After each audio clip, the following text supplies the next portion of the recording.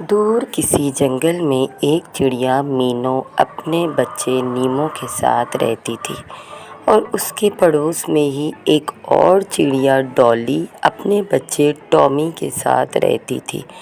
वो दोनों चिड़िया बहुत अच्छी सहेलियां थीं। जंगल में सबको उनकी दोस्ती के बारे में पता था, क्योंकि इन दोनों की तरह जंगल में किसी और की इतनी दोस्ती ना थी। वो दोनों चिड़िया एक दूसरे की दोस्त थी, ऐसे ही उनके बच्चे भी एक दूसरे के दोस्त थे। दोनों चिड़िया के बीच बारी बारी से अनाज लाने की जिम्मेदारी थी।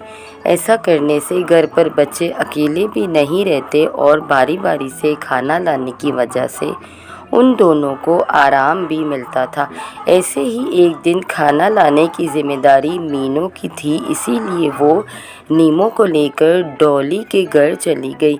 मीनू ने डॉली के घर का दरवाज़ा खटखटाया। डॉली ने दरवाज़ा खोलते ही दोनों का हाल पूछा और नीमो को टॉमी से खेलने के लिए अंदर भेज दिया और मीनू से बोली, बताओ कैसे आना हुआ। अरे डॉली, तुम भूल गई क्या? अनाज खाना लाने की जिम्मेदारी मेरी है, इसीलिए मैं नीमो को तुम्हारे घर छोड़ने आई हूँ। अरे हाँ, मैं तो भूल गई। घर के कामों के चक्कर में मुझे याद ही नहीं रहा। चलो कोई बात नहीं, अब मुझे निकलना होगा, नहीं तो मुझे वापस आने में देर हो जाएगी। ठीक है मीनू, तुम फिक्र मत करो, मैं तुम्हारे बच्चे का ख्याल रखूँगी। मीनू खाने की तलाश में निकल जाती है और एक जगह पर पहुंचकर सोचती है, डॉली ने तो कहा था यहाँ पर तो बहुत सारे अनाज के खेत हैं, लेकिन यहाँ तो कुछ भी नहीं है। अब क्या करना चाहिए? चलो ज़रा और आगे निकल कर देखती हूँ, शायद मुझे अनाज के खेत मिल जाए। और वो उड़ते उड़ते यहाँ आ गई। ये तो बड़े परिंदों का इलाका है, यहाँ मुझे ख़तरा होगा। अब मुझे वापसी लेनी चाहिए और अगर मैं अभी नहीं निकली तो मुझे बहुत देर हो जाएगी। बचाओ बचाओ, कोई मुझे बचाओ। पापा आप कहाँ हैं? अरे ये किसकी आवाज़ है? मुझे जाकर देखना होगा कि कहीं कोई मुसीबत में तो नहीं। ये आवाज़ तो उस पेड़ से आ रही है। ये बच्चा तो बहुत मोटा ताज़ा दिख रहा है, इसे खाकर तो 2-3 दिन तक मैं बिना कुछ खाए रह सकता हूँ। अरे नागराज, तुम उधर ही रुक जाओ। अरे ओ नागराजा, तुम्हें पता नहीं ये किसका बच्चा है?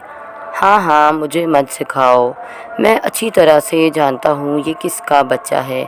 अगर इसके माँ बाप ने तुम्हें यहाँ देख लिया तो वो तुम्हारे टुकड़े टुकड़े कर देंगे। मुझे बहुत भूख लग रही है, मैंने 2 दिन से कुछ नहीं खाया।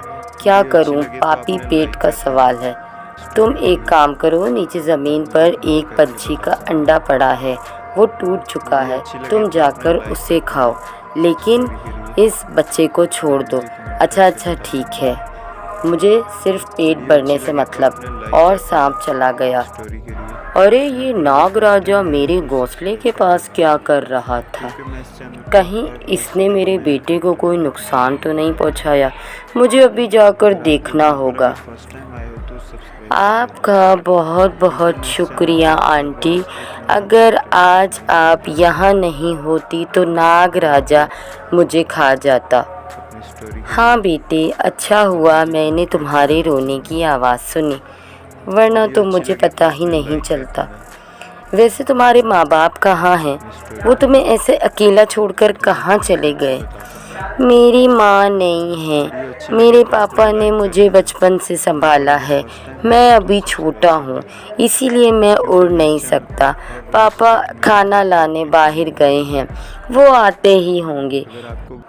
अरे कोई बात नहीं बेटा, मैं आपके पापा के आने तक इधर ही रुकती हूँ।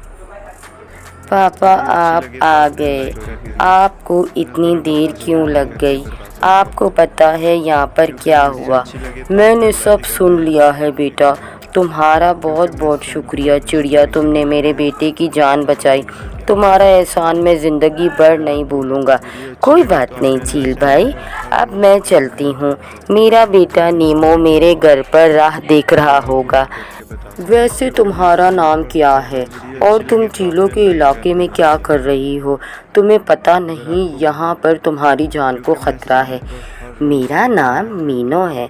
मैं अनाज की तलाश में भटकते भटकते यहाँ आ गई, पर मुझे कहीं अनाज के खेत नहीं मिले। पर क्या करूँ, मुझे अब खाली हाथ ही घर लौटना पड़ेगा।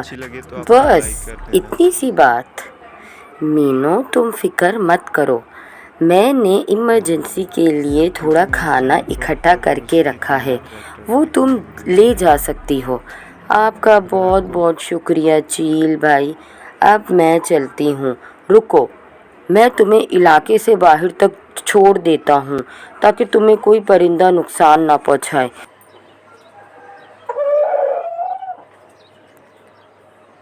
मीनो अब तुम यहाँ से जा सकती हो। यहाँ पर बड़े परिंदों का इलाका ख़त्म होता है। और हाँ, तुम्हें जब भी मेरी ज़रूरत पड़े तुम मुझे ज़रूर याद करना। जी चील भैया, अब मैं चलती हूँ, बाय बाय। मीनो डॉली के घर आ जाती है और उसे सारी बात बताती है। तुमने बहुत सही किया मीनो। ठीक है डॉली, अब मैं घर चलती हूँ।